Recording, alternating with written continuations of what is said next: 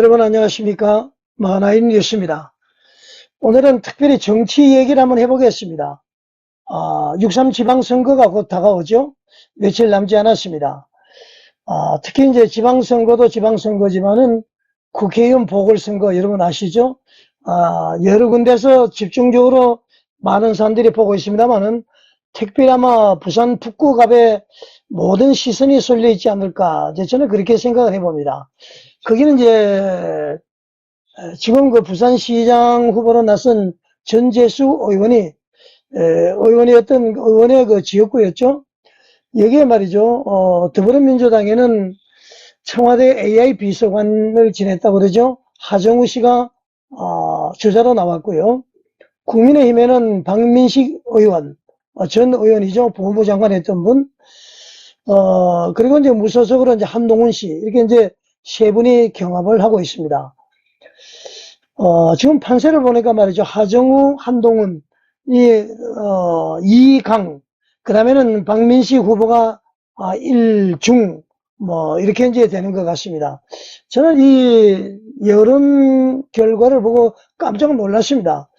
어떻게 이제 한동훈 씨가 이렇게 가장 선두 내지는 이강 안에 들어갔을까?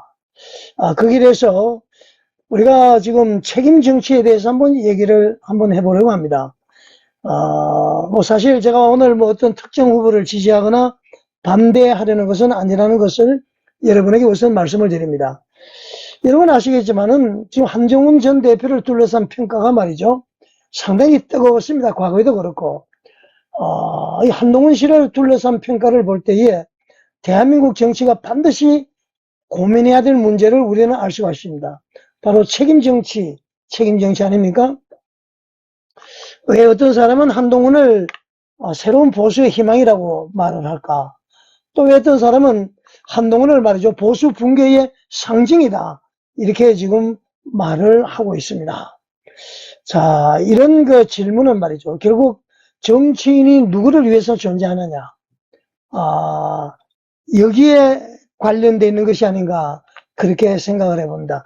여러분 이렇게 잘 아시겠지만은, 저는 말이죠. 보수 우파, 일종의 보수 중도 우파로 이렇게 저는 정치적 성향을 말씀을 드리고 싶습니다. 그래서 이제 윤석열 전 대통령, 처음에 말이죠. 대통령 후보가 될 때의 무속신앙이라든가 김건희 여사 여러 가지 문제가 되면서, 저는 반대를 했었죠.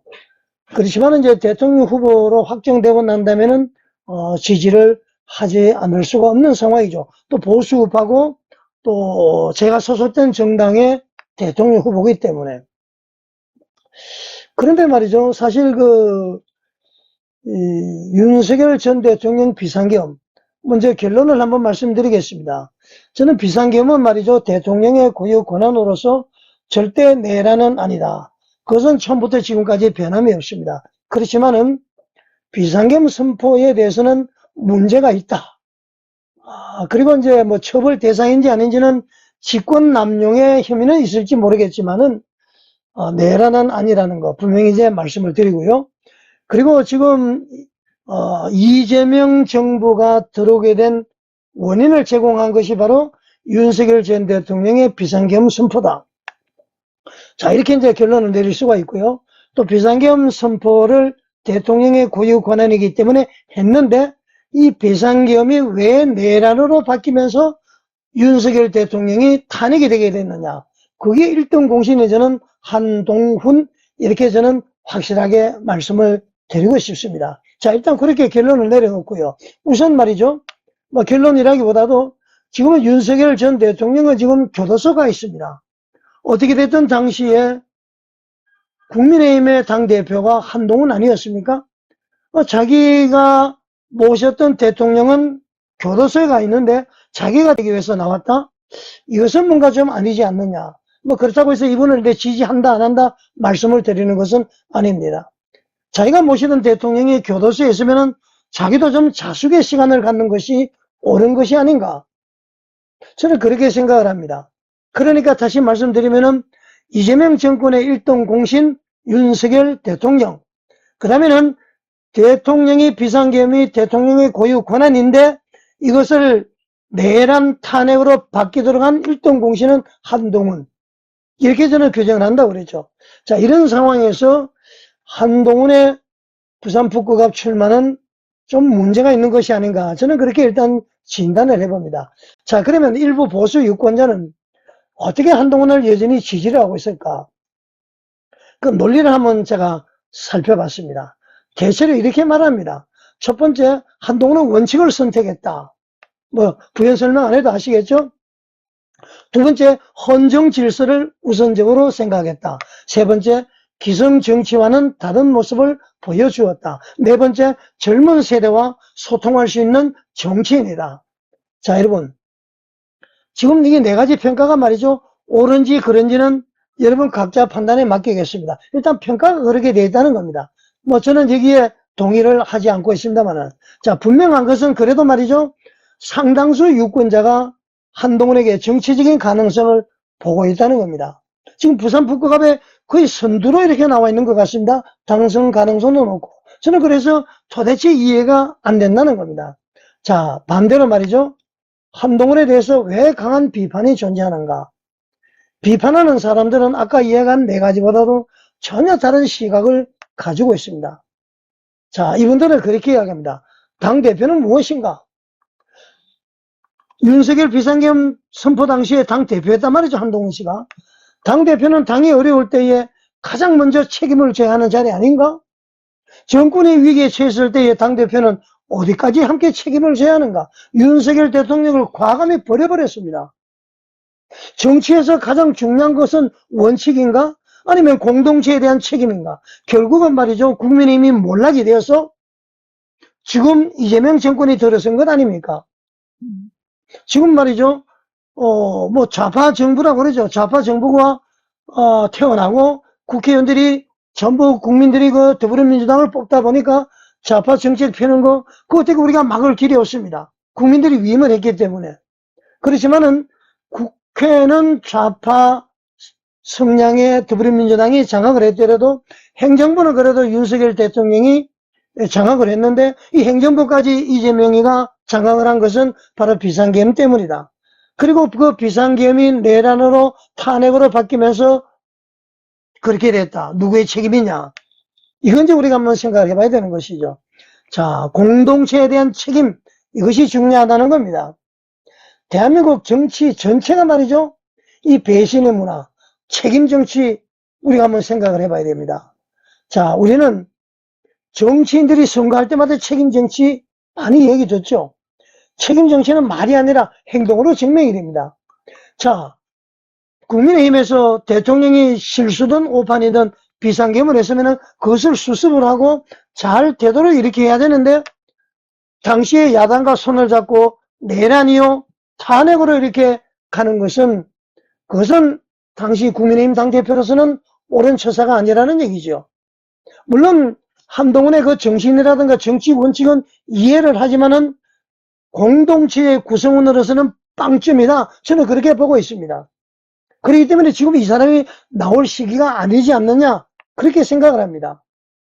정치의 책임 정치는요. 성과가 있을 때는 공을 함께 나눠야 됩니다. 실패했을 때는 어떻게 해야 됩니까? 책임도 함께 져야 됩니다. 그러니까 윤석열 대통령이 교도소에 가 있기 때문에 한동훈도 지금 국회의원 출마할 것이 아니라 지금 속죄의 길, 반성의 길, 숙고의 길, 침묵의 길, 그걸 걸어야 된다는 것입니다.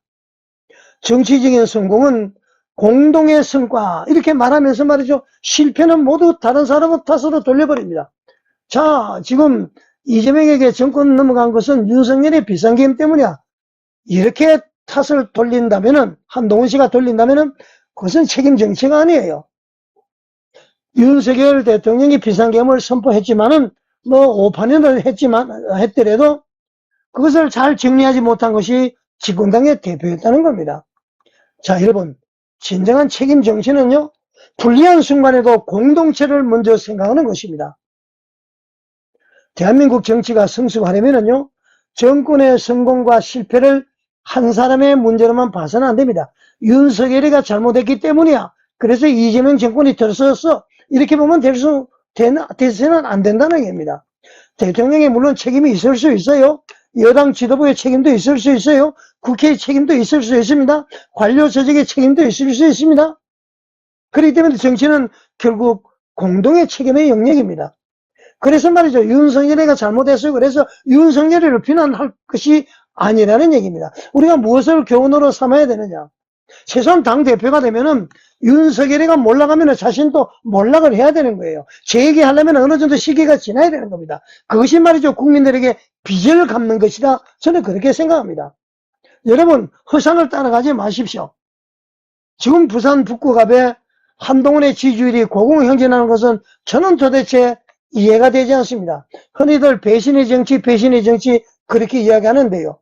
자기가 모시던 대통령은 깜방에 가 있고 자기는 국회의원 되려고 하는 이 모습이 옳습니까? 앞으로 그러면 대한민국 정치인들은 다 배신의 정치인이 돼버립니다. 책임 정치가 없어요. 공동 책임이 없습니다. 잘되면 내 탓이요. 잘못되면 남의 탓. 어떻게 윤석열 대통령에게만 책임을 전가할 수가 있습니까? 이 기독교 정신에도 맞지 않습니다. 제가 교회 개혁, 정화, 갱신에 최선을 다하다가 워낙 답답해서 말씀을 드립니다. 그렇다고 해서 제가 박민식 이 후배를 지지하거나 이런 것도 아니에요. 저는 말이죠. 어떤 사람이 이런 얘기를 하더라고요. 최악의 경우 한동훈이가 될 바에야 그냥 하정우가 되는 것이 낫겠다. 이런 사람이 있습니다. 왜냐면은 말이죠. 오르막이 있으면 내리막이 있고 남자가 있으면 여자가 있고 자기가 행위가 있으면 반드시 책임이 있어야 되고 윤석열 정권의 몰락으로 인해서 이재명 정권이 들어선 것은 비상계엄을 탄핵으로 내란으로 몰고 가는데 동조를 해서 윤석열을 탄핵시키기 때문에 이런 결과가 나왔다. 그런 얘기 아닙니까, 여러분? 냉철하게 생각해 봐야 됩니다. 국민은 말이죠. 정치인이 국가보다도 자신의 정치적 생존을 먼저 생각한다고 느끼기 때문에 우리 정치가 발전이 되지 않는다고 생각합니다. 정치인은 말이죠. 내 자신보다도 국가를 먼저 생각해야 됩니다. 자, 여러분이 소속되어 있는 당이 먼저입니까? 나라가 먼저입니까? 정권이 먼저입니까? 국민이 먼저입니까? 여러분, 국민이 먼저 돼야 되는 것이죠. 지금 원칙이다 뭐다 온갖 얘기를 하지만 그것은 자신의 입지를 위한 것이죠. 정치인은 말이죠. 끊임없이 여러 가지 상황에 대해서 질문을 받게 되고 상황에 처하게 됩니다.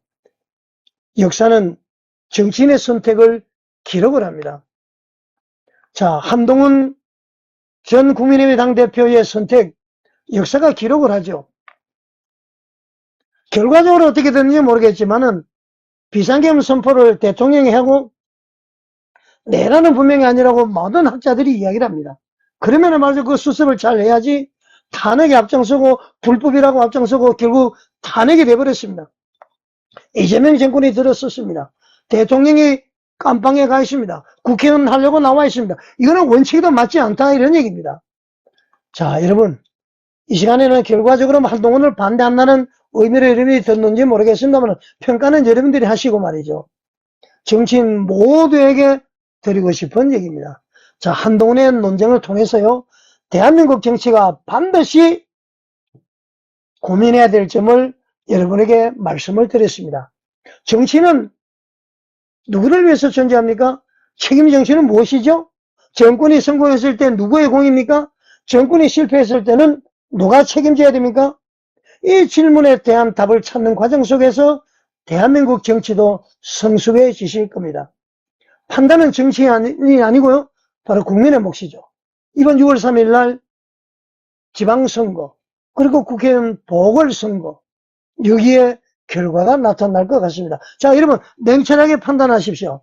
부산 북구갑, 하정우, 박민식, 한동훈 여러분은 어떻게 생각합니까? 시청해 주셔서 감사드립니다.